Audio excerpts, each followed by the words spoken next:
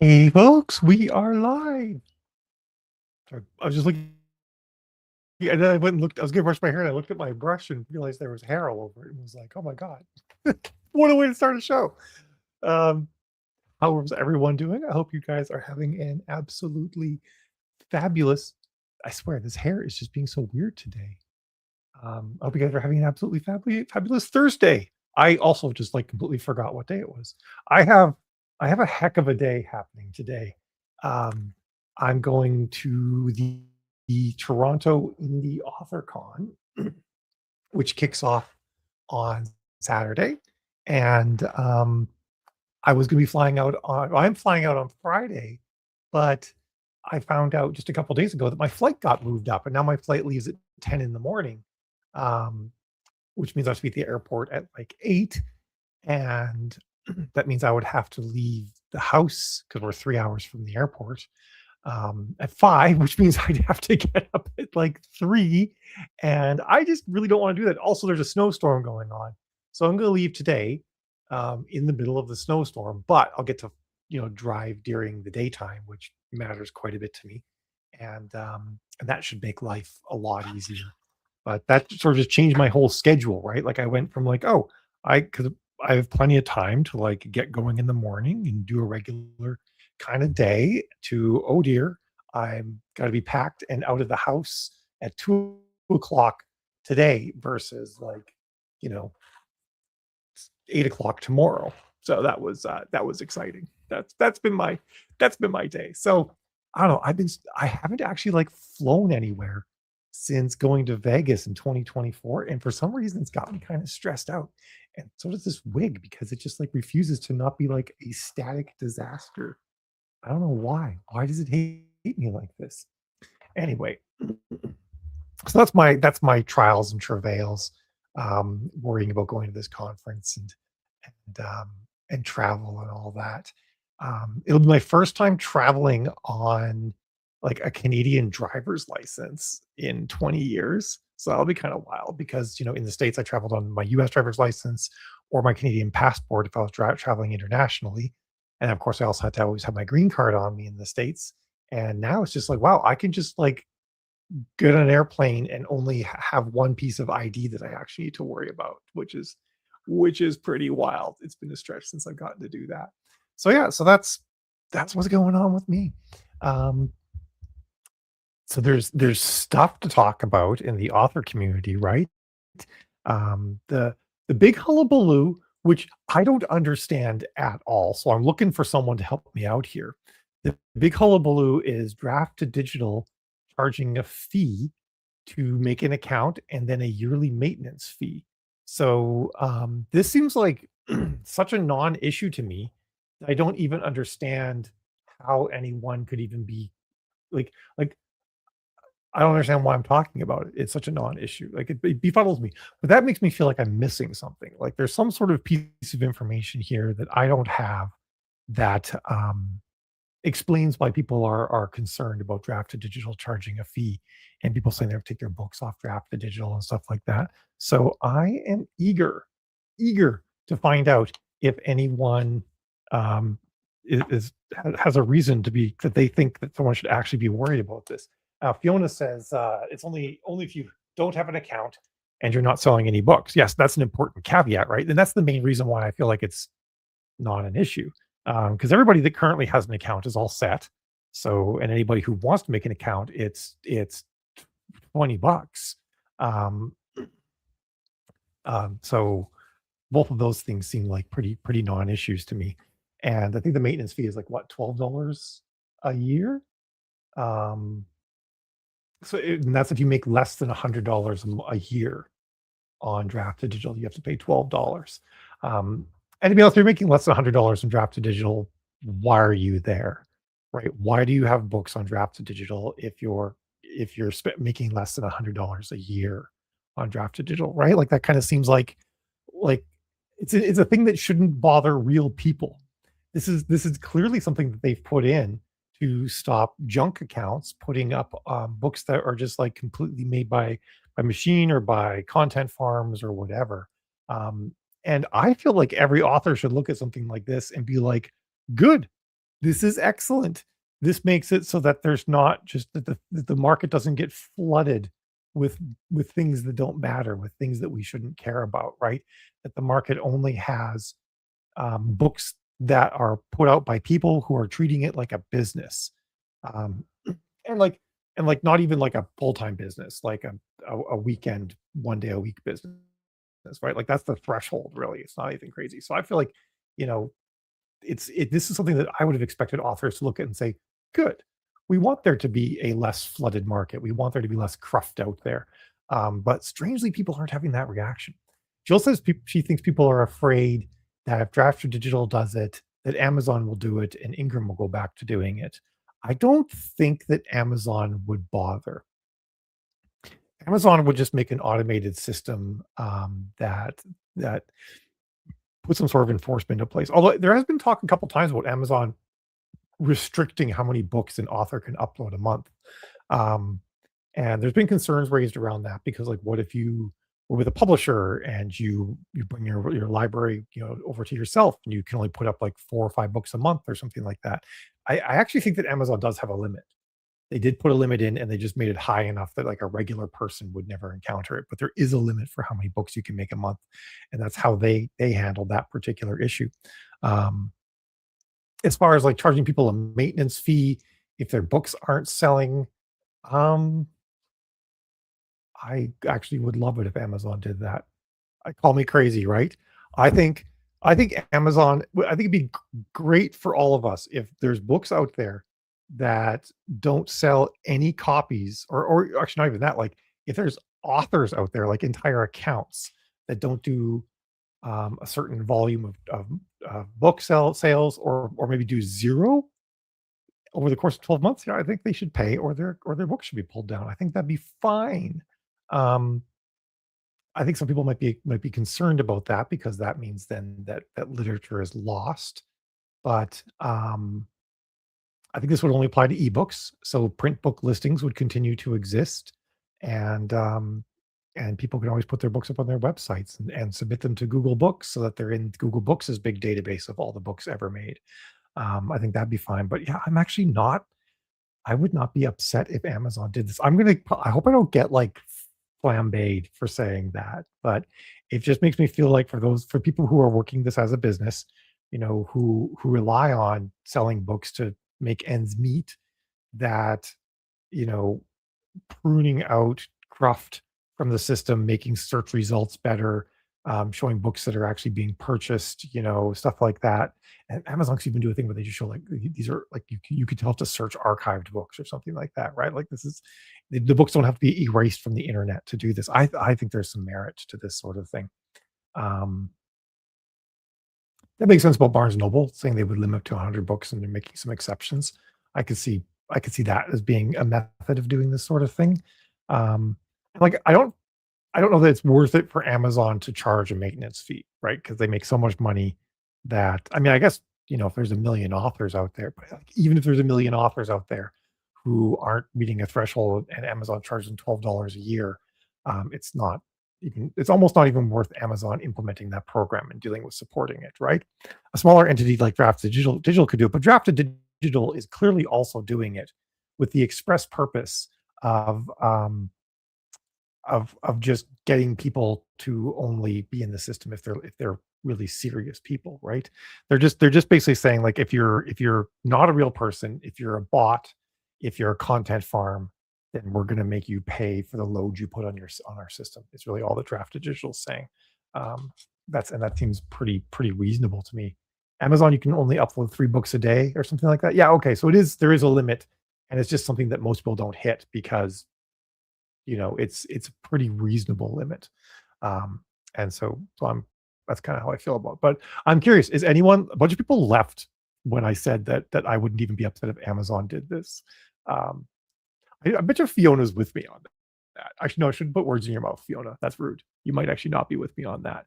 But uh, I feel terrible now that I just said that. Put you on the spot like that because you might not share my opinion at all, or may not want your opinion shared. But I do feel like I do feel like it wouldn't be a bad thing, because one of the problems with books is that when you're trying to publish new books, Every okay, good. All right, thank goodness I didn't didn't say anything that you wouldn't also say, Fiona. Good, good. Um, it's the hard part. So the problem with books is it's very much unlike most other industries, right? Because cars, right? The old cars break down. They're not around anymore. They can make new cars, and eventually all the old cars go away, and there's always going to be a market for new cars. It's not like every car ever made is still on the road. Clothes wear out. Toothpaste gets used, you know, even like software for computers just like gets outdated, stops working on newer computers, doesn't interface with new other cool things. Everything out there, with the exception of books and art, goes away after a while, right? Like it has like a lifespan, either a functional lifespan or a usefulness lifespan. But art, books and pictures and comics and all that sort of thing, they all last forever. Now, some of them might be less relevant over time, but they still do exactly what they did on day one. They still what they say that does what it says on the tin. Um, and that's a problem that we have in the book world. That over time, we're going to end up with a lot of books out there. I don't have all the numbers right in front of me, but it has been said that we are at the point now where every year more books are put out. And this threshold was crossed years ago, where more books are put out every year than all of human history up to the year 2000. And it's very likely that by 2030, that could be happening every month. So the all of human history's content creation, book creation up to the year 2000, come 2030, we'll be producing that much every month. And that gets to be hard to deal with, right? From both perspectives, from readers and from authors. Um, so I wouldn't be against pruning out old things that aren't around anymore. And the printing system used to cover that, right? Because they didn't print old books anymore. So stuff would go out of print, and you only really had like the most recent books and the sort of like perennial bestsellers would be out there. But we've changed that with digital, and this is part of the growing pains of dealing with it. Fiona says she's with me as far as Amazon doing this because it might limit AI book dumping, and I'd agree. Um, and like even when it comes to like I'm not gonna I don't have a particular issue with someone using AI to write a book or to help them to write a book. But you know, if you're gonna write a book, then you have to be serious about it, right? Like you've got to market it, you've got to have a cover, it should be edited at least in some fashion, which requires you to, at the very least, have shoved it through Grammarly and then actually looked at what Grammarly said as a result. Um, you're gonna want to put in a newsletter and get readers interested, like all of those things take effort. So I think that like any even if someone produced if the text itself was entirely made by AI, one should not be putting out so many books that one couldn't afford to pay a fee, if you weren't making any money. Um, because if you're actually taking it seriously, you'll never be in that position, right? A person who treats it like a business, regardless of how the actual text of the book was created, is still not going to be putting out that many books, um, because there's just no point, right? There's no point in flooding the market with 1,000 low quality books that each get one sale a month, um, or less, uh, just to do it because that's not even that much money. Yeah, just as writing a book is like 1/116th of the process. Exactly. So there's really not a scenario where serious people who treat this like a business would be putting out that many books anyway. Because it's the writing of the book is it's not the easy part, but it's like you do it and then it's done. And then you'll be doing all these other parts forever. So it's kind of a different take there. So I'm totally in support of what Draft to Digital is doing, and maybe it'll be like one of those no press is bad press things, but I think everybody should do it. I think every single retailer should establish these minimums, should have a fee to make an account, all that jazz. And that will help just like reduce AI dumping, and it's not going to stop like truly bad people, but I mean, hopefully there's systems in place to realize like, oh, this one account just put like 10 million books out or something like that. Like we're going to block that shit. Like I'm pretty sure they also have things like that. Um, but yeah, so there's my thoughts on it. Um, and it's not like we haven't seen it before, right? Like Ingram did it, Book Vault does it, all sorts of places do it. Um, if you want to sell your books not on a retailer, then you're paying someone like Shopify over $30 a month already just for the privilege of having a storefront. Like it costs money. And the funny thing too is people were talking about this $12 a year thing. I'm like, man, if you're running a brick and mortar store, you're spending more than that on freaking floor mats at your front door every year. Like this is just like one of the most basic costs of doing business. Um, just I think if with the fee that low, it probably won't stop scammers, just legitimate people. That's actually true. Um, I actually I was thinking that like anyone who's like running a legitimate and sorry, an illegitimate, I suppose I should say, scammy business where they're just trying to like pump stuff out. That's not even that amount of money is not even going to stop them. Um, so I think if I were to do something like this, I would charge a fee per book that doesn't meet a certain sales threshold. Um, like something like Publish Drive does. Publish Drive is probably somewhat immune from this particular issue that Draft to Digital is facing because Publish Drive charges you per book. They don't actually take a 10% cut like Draft to Digital does or anything like that. They just charge you per book. Maybe D2D could have like two models, one where they take a percentage and one where they just charge you per book. Although that might be hard for them because they're authors who sell well, probably make them a decent amount of money. But that would be a great way of handling it. Just charge per book. And then, people who are just running mills, just producing books, aren't going to want to pay money per book and have it sitting there paying that fee every month if it's not selling. So they will just pull the books themselves. I think that would actually be better. That's what I would recommend doing. Um, so yeah, that's where my head's at on this particular topic. Um, and I guess I I was hoping that someone on the call here would be strongly opposed to what I'm saying because I would love to know from someone who's like who's upset about this and concerned about this if there's something I'm missing, other than just fear of a slippery slope that everybody will start doing this. But to my mind, I'm like, yes, please, please do this. Go for it. Turn it on. Um, It'd almost be like even if the Amazon's like, yeah, we're charging you like $20 a year for books that you have on the platform that don't sell any things, in a way, that actually might be like a way to light a fire under me. Because I might have things in my backlist I kind of ignore. And I'm like, and I'm like, in the back of my mind, I'm like, I could do something with this series if I actually like took some time and took it seriously. And if I was like, I'm gonna get dinged like $60 for like not selling enough of this trilogy or something like that, I might actually do something and make some sales. So it could be a really good motivator for me at least. I don't know if everybody else operates like this, but I sure do.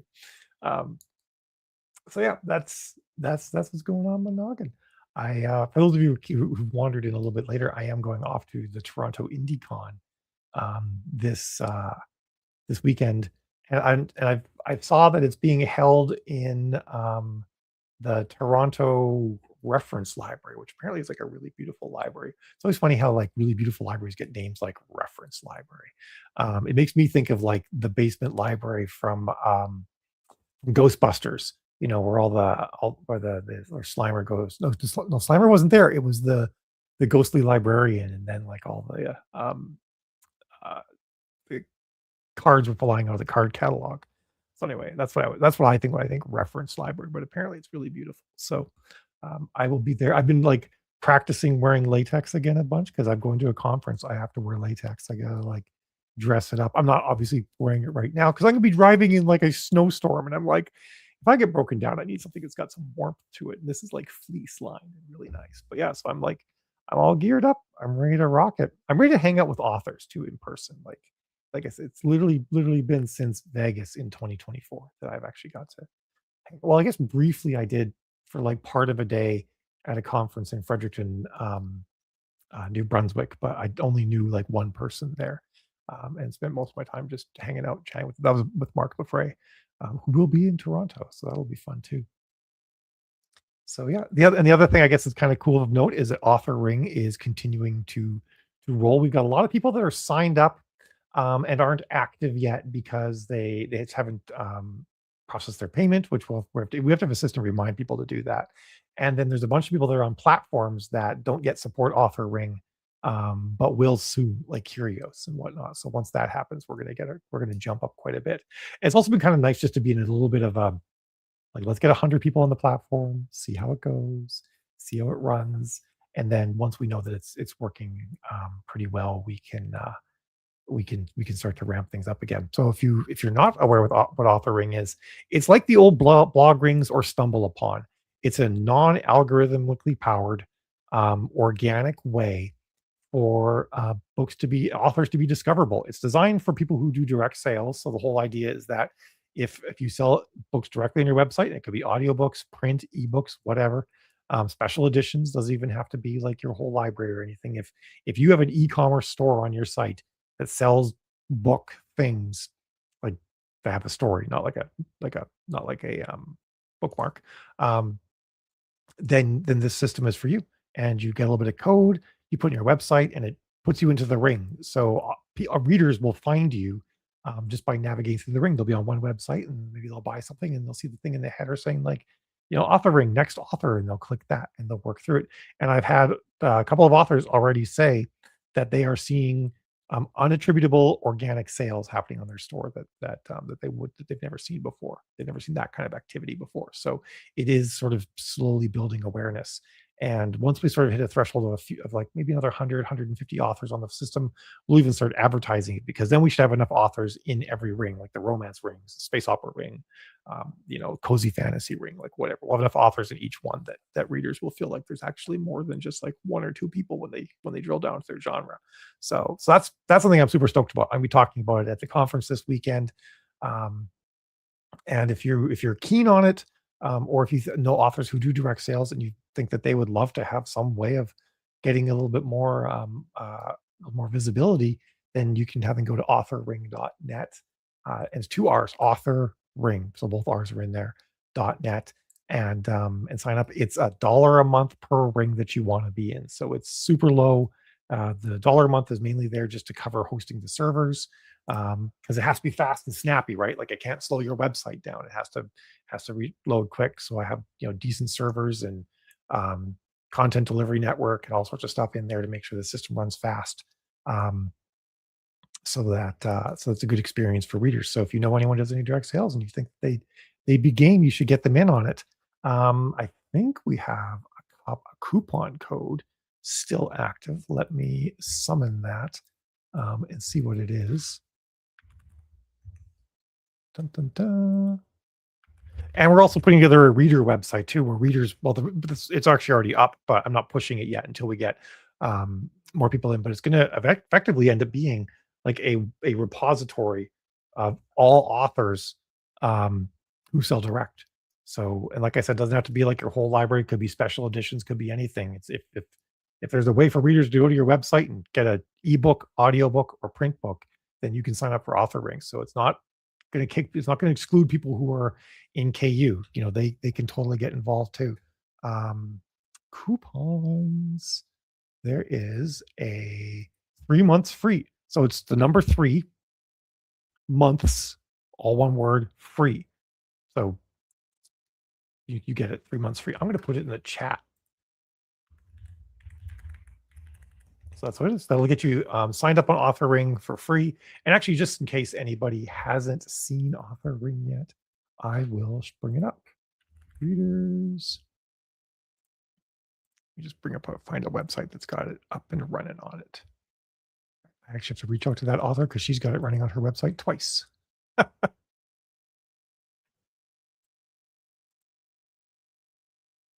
we go. Boop, boop, boop.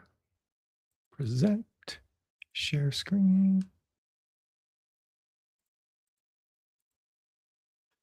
So this is a website that has Author Ring on it. Okay, good. You can see it. Our banner's not covering up. So you can see at the top of this person's website, we can see that she's in the young adult fantasy Author Ring, and you can go previous author, next author, and that will take you to other authors in the young adult fantasy ring. And so next up, we're on Victoria DeLu. Not everybody has it actually installed on their website yet, so that's something that we're working through. So sometimes people might currently sort of like dead end, and then this is Kai Strand who accidentally has it in here twice, which I need to reach out and say you don't want to have it in there twice. And then some people can be on more than one ring too. So she's in contemporary clean romance, so I can go and see what else is out there in contemporary clean romance. And I'm now on Christine Groth's website. We've got that there. And I can also just cruise through more authors in contemporary clean romance. So it's like this really nice. There's another person who has it on here twice. I wonder if there's some sort of situation where that could happen on a Shopify website, because both of those were Shopify.